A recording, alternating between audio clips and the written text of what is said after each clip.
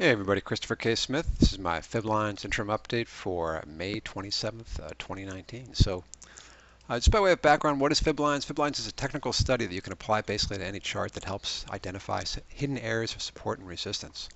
And so it works is this is a Thinkorswim we're looking at. This is Tesla, and this is a Tesla chart, daily chart with my range bands indicator attached to it.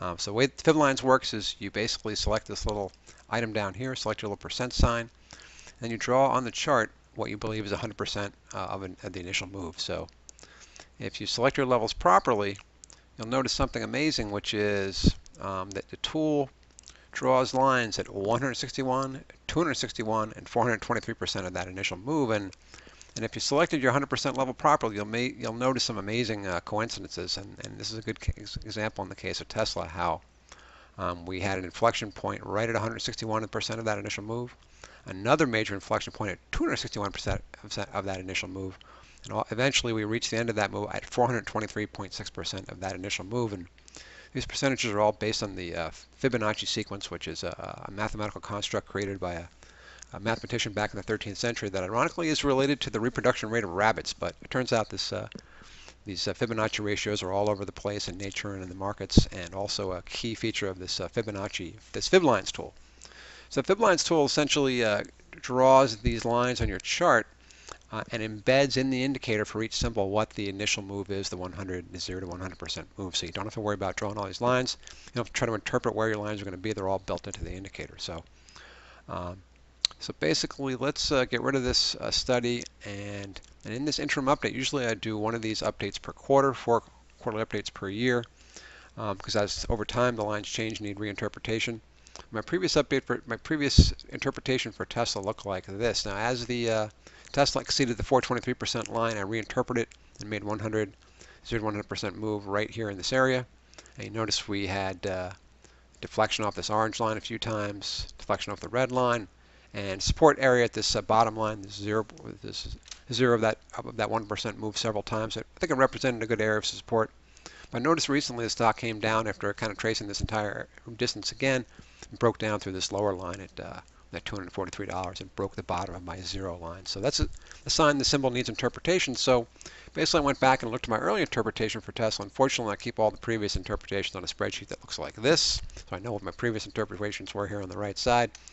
And I went back to an earlier interpretation of Tesla that now looks like this. So the whole point of this update is to give you an updated Fiblines indicator for Tesla as a stock. Tesla is a great trading stock. It moves around a lot, and it is a great position stock. And fundamentally, it's like just incredibly overvalued compared to other car companies, and it had a major breakdown recently. So anyway, so here's the that initial move I just talked about with the Fiblines indicator attached. Now you notice that it draws lines automatically at 3 levels.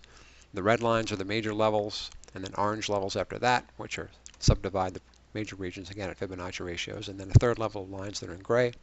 There's a fourth level of lines also you can turn on that I've disabled just to make the chart a little bit more clear. So here was the initial interpretation of Tesla based on this price action that occurred between 2013 and I'd say between March of 2013 and May of 2013, not far from this time of year we were right now. You'll notice that interpretation was made way back when actually has a value now. We go all the way up here in the future, and we'll notice that, where are we?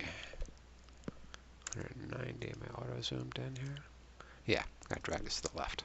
So here we are right now at the current date, and we'll notice that we came all the way back to this red line, and we seem to have found an area of resistance. And that red line is actually, this is the 0, the 100, the 161. This is actually the 261 move percent of the original that move. And you could say, well, what's the significance of that 191 level? Well, if you go all the way back here to the past, 2013, you'll see that's the exact area of resistance that we hit way back here in 2013. So it's amazing the way price action that happened, 2013, that's 6 years ago, actually has a bearing on what is happening today.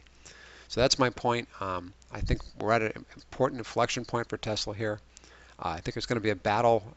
This area is going to be a battle line for between the bulls and the bears. I think ultimately the stock's going to go much lower. And one analyst came out this past week and said, ultimately, $10 a share for Tesla. I don't think it's going to go straight down, but yeah, it's been I made some money on the short side. You know, one thing you notice of a stock that's so high priced, they don't make any money. They almost accidentally made some money here in the last 2 quarters, but since that every other quarter they're losing money. It's a money losing operation, and on a valuation basis, they're not even close to the other car companies, Ford and Toyota and whatnot.